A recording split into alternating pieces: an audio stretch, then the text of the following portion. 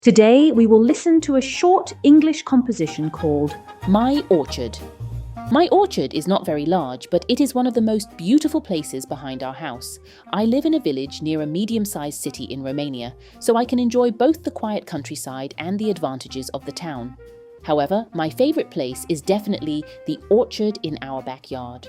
Behind our house, there are many fruit trees that grow naturally and strong. We have apple trees, plum trees, pear trees, walnut trees, hazelnut bushes, cherry trees, sour cherry trees, and peach trees. In spring, the orchard looks magical because all the trees are covered in white and pink blossoms. The air smells fresh and bees fly from flower to flower. In summer and autumn, the orchard becomes full of colorful fruit.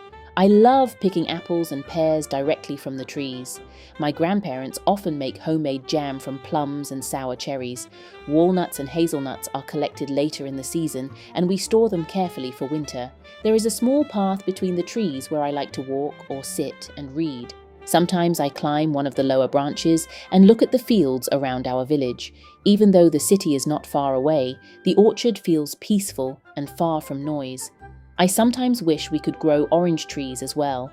I love oranges and would like to pick them from my own garden.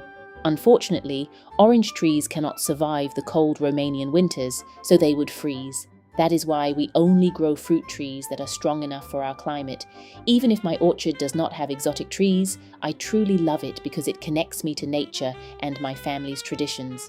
In my opinion, it is a wonderful place to grow up and enjoy the simple beauty of village life.